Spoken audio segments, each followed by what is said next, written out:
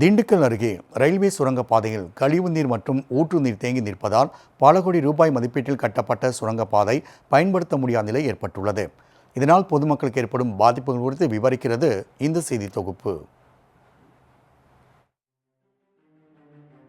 திண்டுக்கல் மாவட்டம் பழைய கரூர் சாலை பகுதியில் 20க்கும் மேற்பட்ட கிராமங்கள், கல்லூரிகள், பள்ளிகள் மற்றும் பல்லாயிரக்கணக்கான குடியிருப்புகள் உள்ளன. இப்பகுதியில் வசிக்கும் பொதுமக்கள் நாள்தோறும் திண்டுக்கல் நகருக்குள் வந்து செல்வதற்கு பழனி மார்க்கமாக பாலக்காடு வரை செல்லும் ரயில்வே இருப்பு பாதையை கடந்து செல்ல வேண்டிய சூழல் உள்ளது. இதனால் அப்பகுதி மக்களின் நலனை கருத்தில் கொண்டு கடந்த 8 ஆண்டுகளுக்கு முன் சுமார் 20 கோடி ரூபாய் மதிப்பில் ரயில்வே இருப்பு பாதையின் அடியில் சுரங்கப்பாதை அமைக்கப்பட்டது.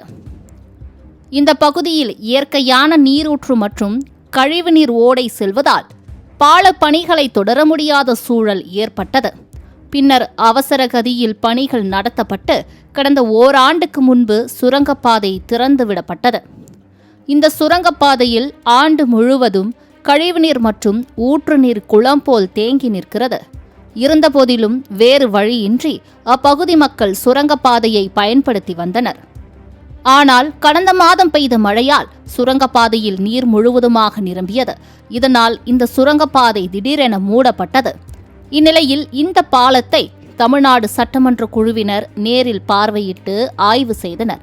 இதற்காக பாலத்தில் தேங்கி நிற்கும் கழிவுநீர் அவசரமாக அகற்றப்பட்டு சேறு சகதிகள் அள்ளப்பட்டன.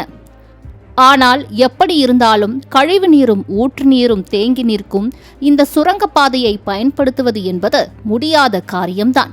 எனவே பொதுமக்களின் நலனை கருத்தில் கொண்டு சுரங்கப்பாதைக்கு பதிலாக மேம்பாலம் அமைத்து தர வேண்டும் என்று அப்பகுதி மக்கள் சார்பாக கோரிக்கை விடுக்கிறார் மாநகராட்சி கவுன்சிலர் தனபால்.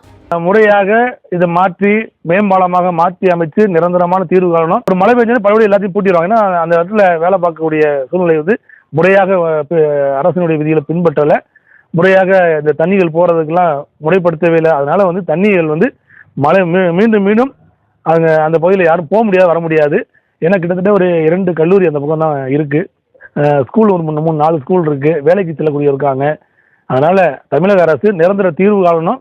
இந்த தமிழக அரசினுடைய சட்டமன்ற மதிப்பீட்டு குழு இந்த ஆய்வு பண்ணி நிரந்தரமான ஒரு மேம்பாலமாக அமைச்சு தரணும்னு சொல்லி பொதுமக்கள் சார்பாக கேட்டுக்கொள்கிறேன்.